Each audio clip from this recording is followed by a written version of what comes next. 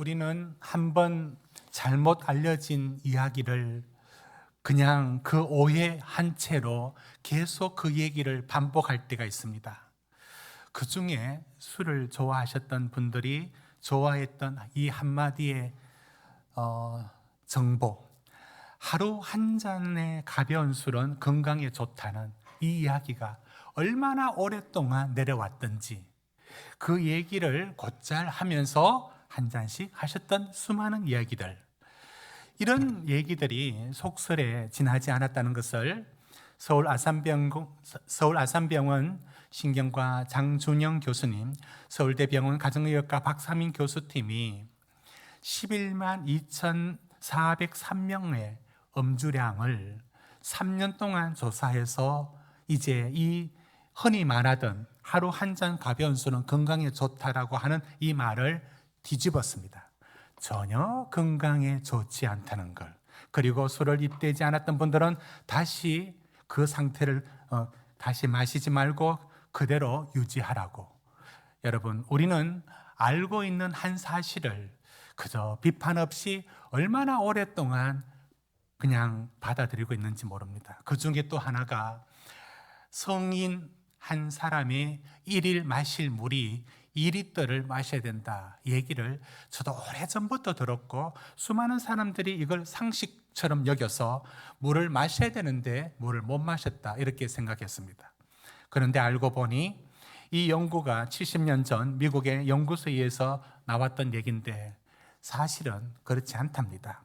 우리가 다른 음식으로도 물이 섭취되기 때문에 성인들은 1리터면 충분하고 여성들은 600에서 800ml면 충분하다는 사실입니다.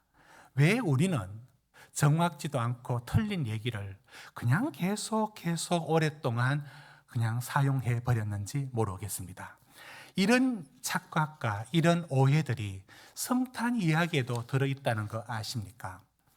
우리는 성탄 이야기가 우리가 보석에 그 반짝이는 보석이 때가 끼면 반짝거리지 않는 것처럼 성탄 얘기가 흘러서 어느덧 성탄의 원뜻은 사라지고 추가적인 얘기가 임의로 생각했던 이 때가 너무 많이 묻어서 성탄 얘기가 더 이상 아름다운 얘기가 되지 못하는 지경에 이르렀습니다.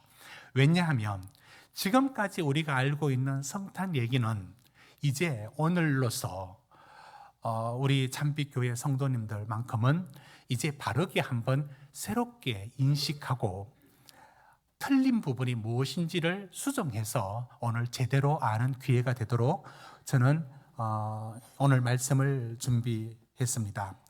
오늘 말씀은 제가 이런 학문적인 성과를 거둔 게 아니고 저는 중동의 눈으로 본 예수라는 케네스 베일리라는 중동에서 40년간 생활하면서 중동의 문화와 신약학을 연구했던 미국 신약학자인 이분의 글에 의해서 오늘 저는 우리가 잘못 알고 있는 때가 낀 성탄 얘기의 때를 오늘 한번 벗겨보겠습니다. 그래서 성탄의 원뜻의 이야기를 우리가 그대로 받아들이고 이해하는 기회가 되면 좋겠습니다. 그래서 우리가 먼저 성탄 얘기하면 어떻게 알고 있느냐면 맞는 얘기와 틀린 얘기가 뒤섞여 있습니다. 일단 맞는 얘기는 여기까지입니다. 마리아와 요셉이 나사렛에서 호적하라 했기 때문에 그래서 베들레헴까지 와서 이제 있는데 거기서 아이를 낳습니다. 자, 이제부터 틀린 얘기합니다. 우리는 어떻게 알고 있느냐면 마리아와 요셉이 출산할 때가 가까워서 내려오니까 거기 묵을 곳이 없고 여관은 다 사람으로 가득 차서 갈 곳 없어서 나귀가 또는 소가 있는 마구간에서 아이를 낳았다. 그래서 구유에 누였다. 이렇게 알고 있습니다. 바로 이 부분이 여러분 때가 끼어 있습니다. 오늘 때를 벗겨야 합니다.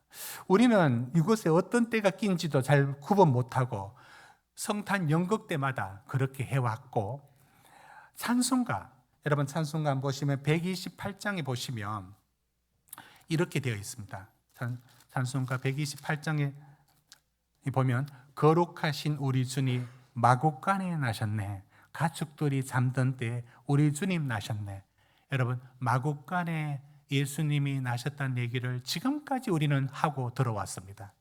근데 오늘 저는 마구간이 아니다라는 사실을 오늘 그 책에 근거해서 말씀을 드리려고 합니다.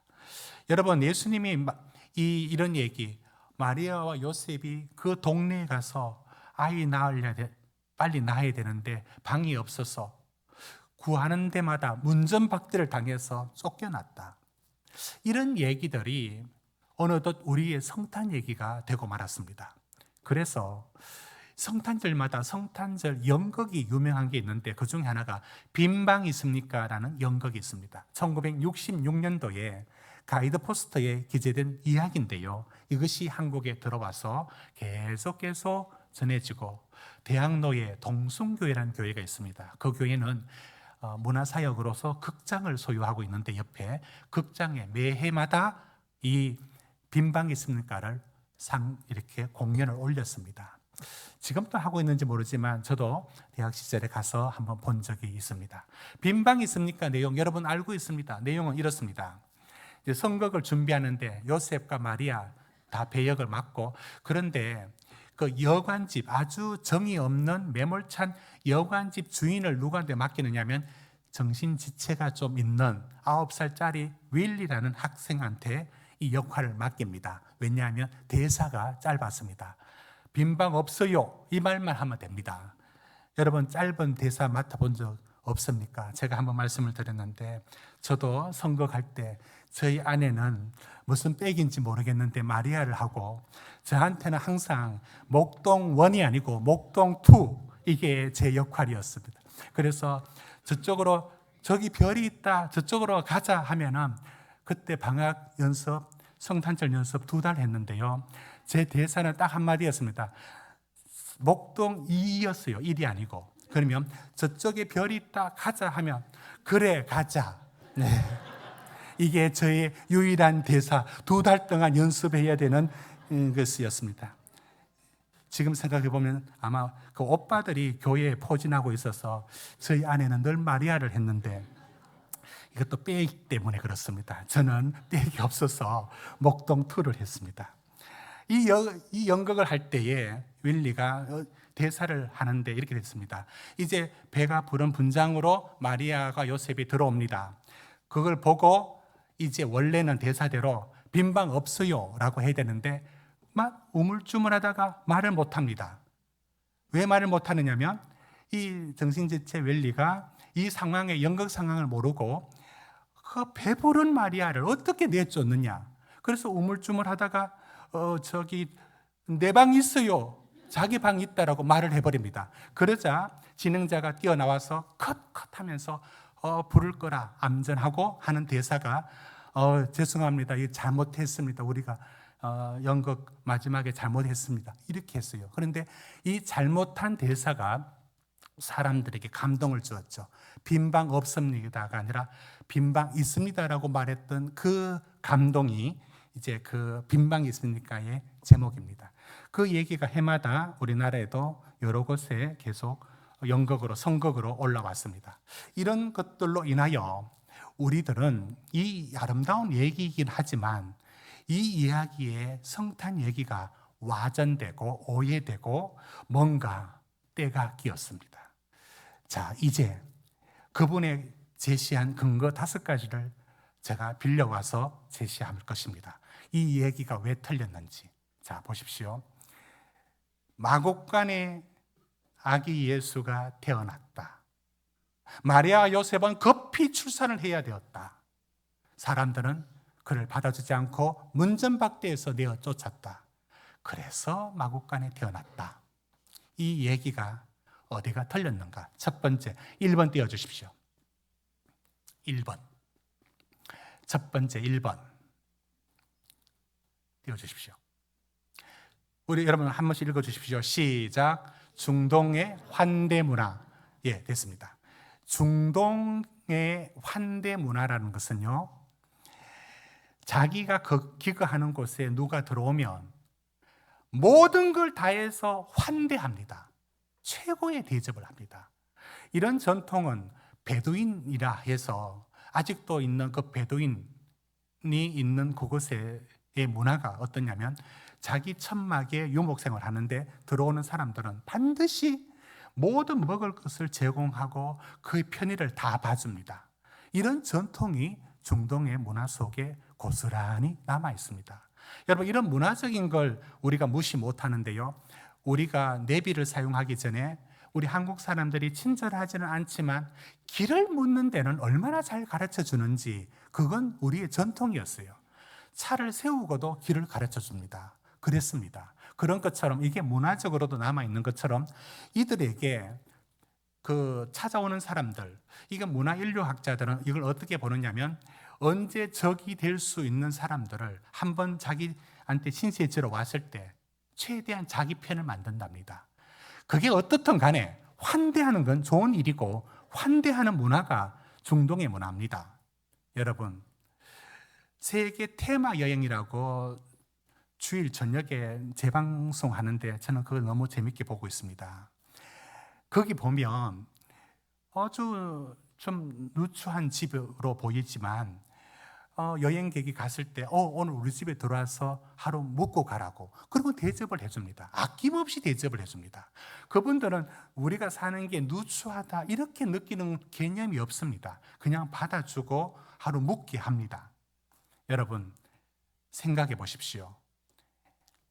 마리아와 요셉이 그 문화에 찾아갔을 때 문전박대를 했다? 있을 수가 없습니다. 그건 문화적으로도 없는 일입니다.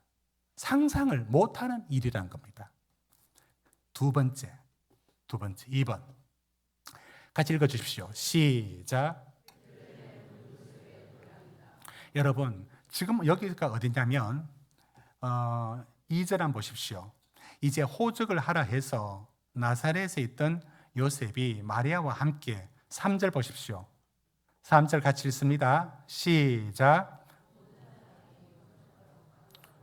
4절까지. 요셉도 다윗의 집 족속이므로 갈릴리 나사렛 동네 유대를 향하여 베들레헴이라 하는 다윗의 동네로.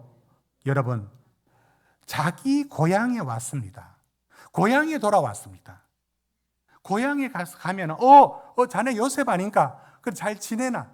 이런 식으로 고향 사람들이 요셉을 모른 척하고, 그리고 아내까지 딸렸는데 나 모르겠다, 나 당신 모른다, 이럴 리가 있겠습니까?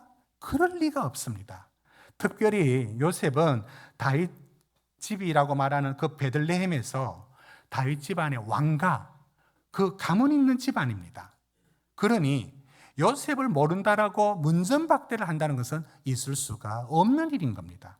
세 번째 읽어주십시오. 시작. 여러분, 마리아가 임신을 했습니다. 그러면 임신한 상태에 있는 그 사람이 왔을 때에 그 필요를 요구할 때 모르겠다. 여러분, 지금도 우린 지하철에 자리가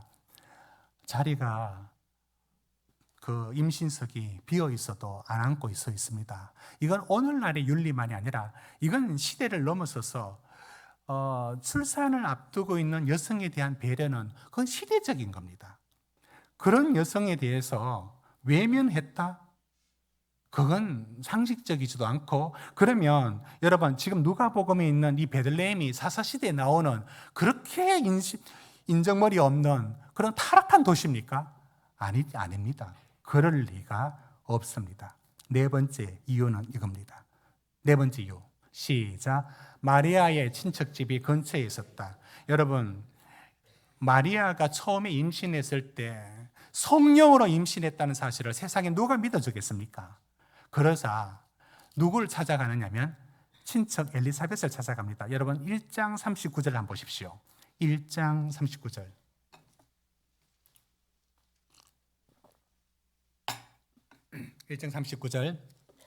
거기 보면 1장 39절 같이 읽읍시다. 시작. 이때 마리아가 일어나 빨리 산골로 가서 유대 한 동네에 이르러. 그러니까 이 상당히 먼 거리인데요, 나사렛에서 이 유대 산골 여기까지 갑니다. 이것이 어디냐면 베들레헴에서 얼마 떨어지지 않는 곳입니다. 그러니까 임신 초기에 마리아가 참 그 활발한 여인이 있습니다. 이렇게 먼 길을 걸어서 갔습니다. 왜 갔을까? 그냥 있었으면 돌 맞아 죽을 수도 있습니다. 처녀의 몸으로 임신했다는 걸 어느 누가 믿어줍니까? 무슨 일이 있지 않고. 그래서 뿐만 아니라 이 사실에 대해서 유일하게 위로해 줄 수 있는 사람이 도저히 아이를 가질 수 없는 나이인 엘리사벳이 하나님의 은혜로 늦게 아이를 가지면서 기적으로 아이를 가진 체험을 가진 그 친척이 있는 엘리사벳 집으로 그 먼 길을 간 겁니다. 그 다음에 어떻게 됐느냐?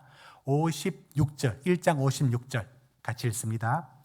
시작. 마리아가 석 달 좀 함께 있다가 집으로 다시 돌아가느라. 여기 집은 나사렛을 말합니다. 먼 길 왔죠. 먼 길 갔습니다. 그리고 2장에 보십시오. 명을 내려서 2장 3절에 호적하러 가라 했을 때 요셉하고 이때 같이 내려온 겁니다. 자, 그러면 이렇게 왔을 때에 친척 집에 가면 되는데 왜 마곡간에서 애를 낳겠습니까? 자, 이 근거입니다. 또 마지막 하나 더 있습니다. 지금 우리는 애기 나온다 라고 해서 급한 상황에 할 수 없이 마곡간에 들어간 거로 알고 있는데 그렇지가 않습니다.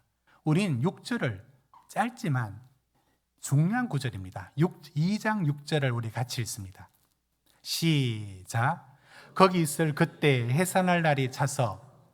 여러분, 이 마을에 다급한 출산 상황이 예상됩니까? 그게 아니라 거기에 충분히 있고 충분히 준비할 시간적인 여유가 여기 6절에 담겨져 있습니다. 그러니 급히 아이가 나온다 이런 상황이 아니었다는 것을 알아야 합니다. 그렇기 때문에 지금 우리가 이 내용들을 잘못 알고 그만 갈 곳 없어 말구유에서 아기 예수를 낳았다. 우린 주로 7절에 대한 이 구절에 대한 잘못된 문화적인 해석과 또 오해에서 비롯되었습니다. 여러분, 2장 7절이 핵심입니다. 이것 때문에 오해가 만들어졌고 이것 때문에 우리가 잘못된 성탄 얘기를 만들어 봤습니다. 7절을 우리 같이 읽어봅시다. 시작. 첫 아들을 낳아 강보로 사서 구유에 뉘었으니 이는 여관에 있을 곳이 없음이라. 자, 여기 나와 있지 않느냐? 구유에 나왔다. 그럼 말구유지 뭐. 그럼 여관이 없으니까 할 수 없이 사람들이 없으니까 여기 갔겠지. 이렇게 해왔습니다. 자, 그러면 7절은 현대인들의 눈으로 본 관점이지 중동의 문화를 이해하면 그렇지가 않습니다. 여러분, 그 기후에 맞는 집을 짓습니다. 가옥 구조가 우리나라 가옥 구조를 먼저 한번 보십시다. 지도 한번 보십시오. 여러분, 이 지도에 보시면 그 기후에 의해서 어떻게 그 집을 짓는지가 그 구조가 나와 있습니다. 저 관북 쪽을 보시면 대청이라는 공간이 대청마루 말입니다. 그 공간이 없습니다. 주로 춥기 때문에 저기는 이 폐쇄형이라 하죠. 집이 정사각형에 가깝도록 딱 둘러싸서 바람 한 점 안 들어오도록 이렇게 막 가로막는 식으로 방방방 하면서 그렇게 만들어집니다. 이게 이제 집의 구조라면 남부 쪽 내려오면요, 남부 쪽 하단 오른쪽에 보면 일자형입니다. 왜냐하면 추위보다는 여름에 시원해야 되기 때문에 방 있고 대청 있고 그냥 일자형으로 쭉 해버립니다. 그 추위를 크게 고려하지 않아도 되기 때문입니다. 그러면 서울 같은 아파트 들어서기 전 이 중부 지역은 이 중간, 그러니까 기역자 형태가 나옵니다. 관복역 추운 데는 이렇게 우물정자처럼 이렇게 폐쇄형이고 남부형은 일자형이라면 중부 서울 쪽은 주로 기역자 형태로 만들어져서 안방, 대청, 건너방 이런 식으로 만들어집니다. 이처럼 기후와 생활에 의해서 그 집에 고유한 구조가 만들어지는데, 이제 볼 그림은 팔레스타인 지역의 그 가옥 구조가 어떠냐. 두 번째 그림 보여주십시오. 이 그림 보시면 여러분 2층으로 되어 있죠. 옆에 계단이 있고요. 그래서 그 지붕 올라가는 길이 있고요. 뭐 옛날에도 벌써 2층이 있었나 하는데 여러 가지 습기라든지 여러 가지 환경 때문에 저렇게 됐는데, 아래층에 이제 가축들이 있고 위에 사람들이 생활하기도 하고 밑에 같이 생활하기도 하고. 그런데 저런 구조의 저 가옥 구조가 어디서 우리가 알 수 있느냐면, 중풍병 걸린 친구가 있었습니다. 그 친구들이 이 친구를 낫게 하려고 예수님께 데려오려고 하는데 사람이 꽉 차 있는 겁니다. 그러자 지붕을 뜯어서 달아서 내립니다. 그럼 우리나라 지붕을 생각하면 상상을 못하죠. 지붕 뜯으면 우리는 다 무너지는 구조입니다. 그런데 저기 구조는 몇 개의, 우리 말하는 석가래 몇 가지만 뜯어내도 그냥 내려서 내릴 수 있습니다. 그런 가옥 구조가 있습니다. 그런데 지금 제가 설명하는 것은 2층 구조는 잠시 접어두고 다음 그림, 세 번째 그림. 여기를 보십시오. 우리가 마국간에 났다라는 이 부분을 어디서 가져왔느냐면 구유라는 말 때문에 가져왔는데, 여러분 팔레스타인의 20세기까지 얼마 전까지만 해도 저런 구조의 평범한 농가들이 집 구조입니다.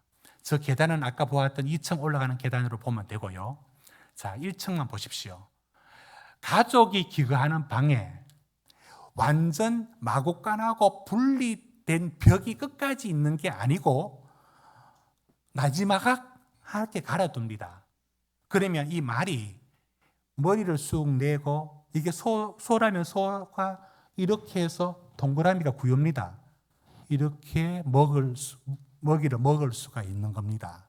저 구유는 평평한 땅을 오목하게 파서도 만들 수 있고 나무로 만들 수는 있습니다. 이거는 두 개 다 발견됩니다. 그런데 저기 구유가 위치하는 곳은 마곡간이 아니고요, 주인 가족이 기거하는 방에 구유가 놓입니다. 여러분, 저런 구조를 너무 이상하게 볼 필요가 없다고 봅니다.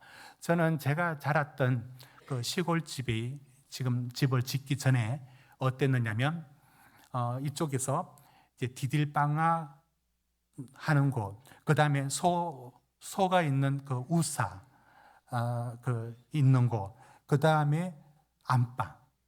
그래서 저 큰 방 멀리 있는 방에는 이제 누님들과 엄마, 이제 여성이 살고, 이쪽은 방 하나 있으니까 저희 아버지와 제가 이제 같이 생활했던 그런 곳인데요. 그러면은 어떻게 되느냐면 소가 한 번씩 벽을 팍팍 칩니다.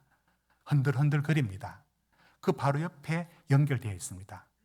저는 그걸 상상하니까 충분히 가능했습니다. 단지 완전 벽으로 갈아진 것과 달리 다 안 가려져서 소가 있으면 소가 보이고 말이 있으면 말이 보입니다. 이런 구조니까 저 그림을 다시 한번 보십시오. 그러면 지금 이야기가 어떻게 되느냐면, 가족 주인이 기거하는 방에 마리아가 들어가서 출산하여, 구유는 마곡간 냄새나는 불결한 곳에 있는 게 아니고 이쪽 주인 방에 가까이 놓여져 있는 곳에 있어서, 현대 우리 그 도시 아파트 문화 속에서 뭐는 지저분하다고 말할 수 있지만, 일반적으로 말했을 때 저곳은 아늑하고 안전하며, 구유는 특별히 아마 세척을 하고 아이를 눕혔을 겁니다. 위생상 아무 문제 없는 정결한 곳입니다. 그러니까 우리는 저 가옥 구조가 저런 식으로 되어 있다는 부분들을 시대가 지나면서 이 7절을 해석을 하니까 구유에 뉘었고 하니까 그게 마곡간으로 알았는데, 저런 구조가 가장 보편적인 가옥 구조였다면 예수님이 태어난 것을 저 마곡간이라고 말하면 안 되고, 주인이 기거하는 더 좋은 방입니다. 두 번째, 문제의 오해의 소지는 여관이라는 단어 때문에 그렇습니다. 여러분 7절에 여관이 있죠. 그러면 여관에 있을 곳이 없음이라 했는데 이 여관이 무엇이냐고요? 여러분, 이 여관이 모텔, 여인숙, 호텔 같은 숙박시설로 보십니까? 그 당시 숙박시설은 우리가 생각하는 만큼의 여관이 곳곳에 있었다고 볼 수 있습니까? 없지 않아 있기는 있었습니다. 왜냐하면 예를 들어 예수님이 선한 사마리아인 비유를 할 때에 강도 맞는 그 사람을 그 선한 사마리아인이 그를 받아서 여관에 맡겨두고 갔다 오면서 내가 비용을 더 지불하겠다라고 말을 했던 데서 보는 것처럼 여관이 없었던 건 아니에요. 그러나 그 여관이 막 보편에서 막 미어터져서 우리 지역의 어떤 축제할 때 곳곳에 다 차지해버리고 해돋이하면 뭐 포항에 들어갈 집이 방이 없는 것처럼 이런 그런 걸 상상하는데 그건 오해입니다. 그것은 여관이라는 이 단어의 번역을 여관으로밖에 할 수밖에 없었는데 사실은 헬라어로 카탈리마라 부르는데요. 이게 무슨 말이냐면 객실입니다. 그러면 이 객실은 어디 있느냐? 다음 그림 보여주십시오. 객실이 아까 가족이 기거하는 방이 있었죠. 이 주인이 있는 방입니다. 그 방에 원래는 여관에 있을 곳이 없음이라 이 말은 옆에 있는 객실, 손님들이 항상 대접하게 준비되어 있는 그 문화 속에서 이 객실이 있습니다. 객실에 사람들이 있기 때문에 주인이 양보해서 거기 들어오도록 했고 출산할 때는 남자들 다 나가라 했고 출산하고 다시 들어왔을 겁니다. 그러니 지금 우리는 이 이야기를 다시 써야 됩니다. 그러니까 이것은 누가 잘못 만들었던 거짓 정보에 의한 게 아니라 오해에서 비롯되었습니다. 이 여관을 번역할 말이 문화적으로 없던 시대에 이 말을 어떻게 갖다 붙이겠습니까? 그러니까 할 수 없이 여관이라고 번역됐는데 저 카텔리마가 사실은 객실을 의미하는 그 주인집 옆에 붙은 방을 말합니다. 그러면 이야기는 이렇게 정리됩니다. 마리아와 요셉이 찾아왔습니다. 베들레헴에 왔습니다. 그리고 여유 있게 출산할 방을 구합니다. 친척 집에 갈 수도 있었을 겁니다. 그런데 요셉, 자네 너무 반가워, 어서 와 라고 갔는데 보니까 객실 그 옆방에는 이미 사람들로 가득 차 있었습니다. 그래서 주인이 자기 집을 내어주고 그 구유가 바로 연결된 바로 자기 집을 내어주고 거기에서 출산하도록 한 겁니다. 여러분, 저는 이게 너무 아름다운 얘기라고 생각합니다. 왜냐하면 우리가 들었던 얘기가 다 틀린 게 아니라 몇 가지 오해가 있었지만 교훈은 분명합니다.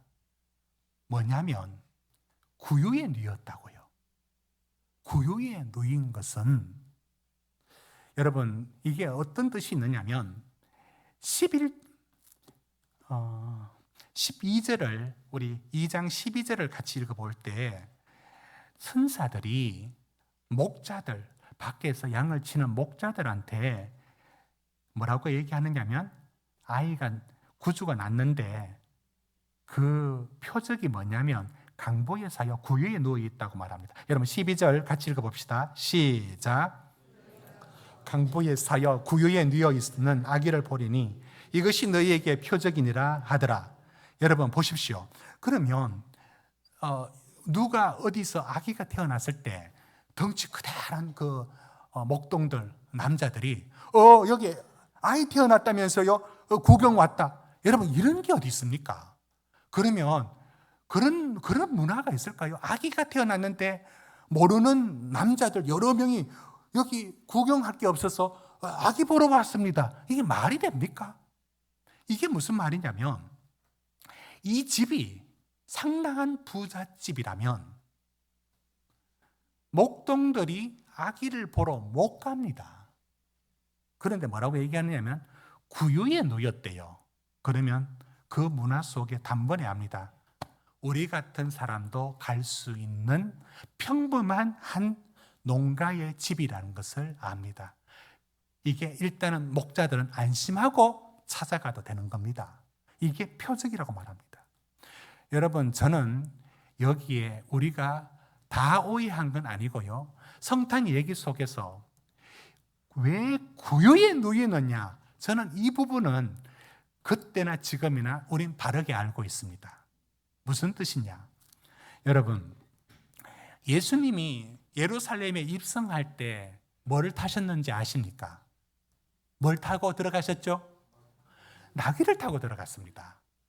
그런데 그 나귀를 타신 예수님이 왜 나귀를 타야 되는지를 그 전 선지자들이 예언을 하기를 그는 겸손하여 나귀를 탔다라고 말을 하는데, 예수님에게서 입성할 때 나귀를 탄 것은 의전으로 말하면, 이것을 오늘날로 번역해서 의전으로 말하면 대통령 1호차나 야수라고 하는 그 미 대통령 그 최고 좋은 차, 그 차로 들어가는 게 아니고 작은 티코차 타고 들어갔다. 의전으로 비교하면 그 정도입니다. 그러니까 예수 그리스도께서 예루살렘 입성할 때 나귀를 타신 것은 하나님의 상징적인 뜻이 있습니다. 세상 왕과 다르다는 걸 보여주지 않습니까? 그처럼 저는 구유에 누였다는 이 뜻도 하나님의 깊은 뜻이 있습니다. 그건 우리가 전부터 바르게 알고 있었습니다. 그게 무슨 뜻이냐? 가장 낮은 자리, 하늘에서 가장 낮은 자리로 하나님이, 곧 하나님의 아들이 이 땅에 오셨을 때 가장 낮은 자리로 왔다는 게 구유입니다. 저는 그 의미는 전부터 우리는 바르게 알고 있었습니다. 저는 여기서 첫 번째 이 생각이 들었습니다.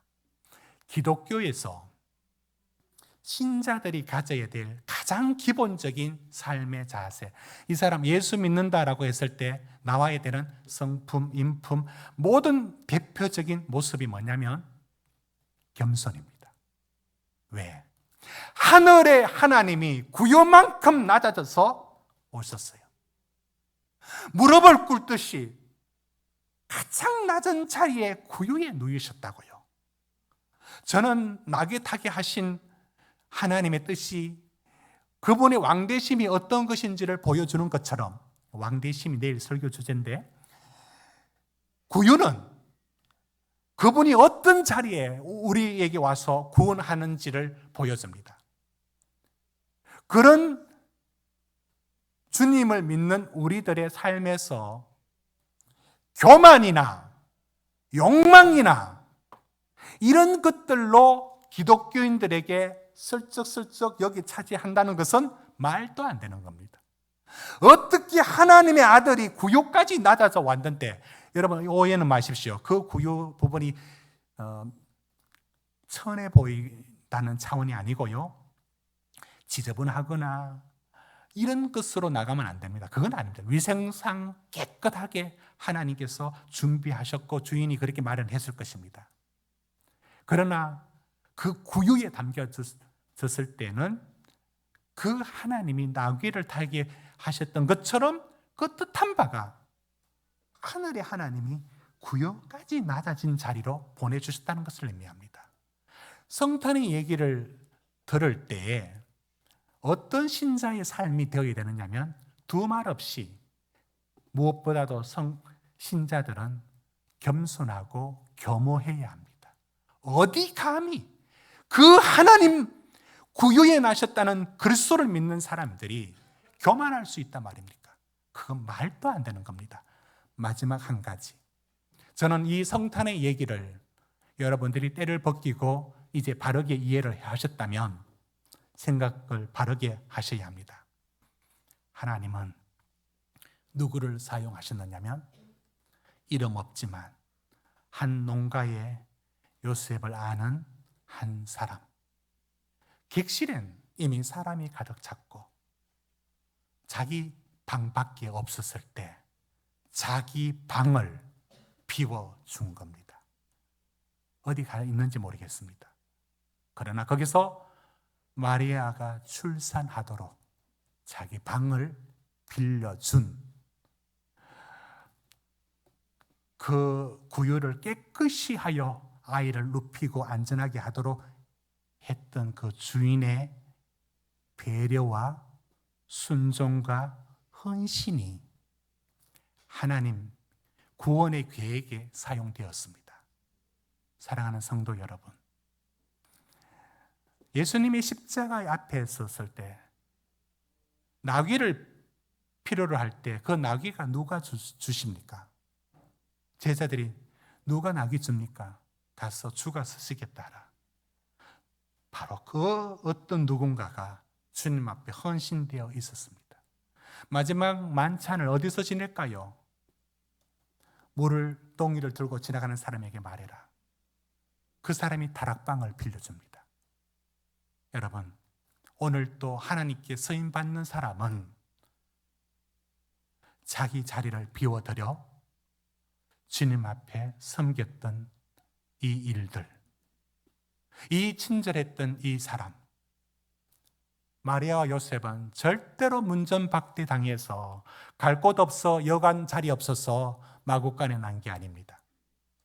친절하고 배려심 깊은 이 한 사람, 자기 집 방을 내어주고 섬겼던 이분에 의해서 이루어진 아름다운 얘기입니다. 오늘날도 내가 선 삶의 자리에서 기꺼이 주님 앞에 내 자리를 내어드리고 섬겼던 이들만이 하나님의 구원 역사에 사용됩니다. 성탄의 이 아름다운 얘기에 다 때를 이제 벗겨버리시고 이 아름다운 얘기는 여전히 그 교훈은 변함없이 우리에게 다가옵니다. 겸손한 자만이 성탄절의 소식이 복되게 들려옵니다. 내 자리를 내어주는 섬김과 친절이 있는 사람, 그를 통해서 하나님은 오늘도 구원의 일을 이루어 가십니다. 이 은혜가 성탄절의 아름다운 얘기 그대로 바르게 이해하면서 그 뜻과 의미를 살아내는 우리 성도들 되시길 주의 이름으로 축원드립니다. 기도하시겠습니다.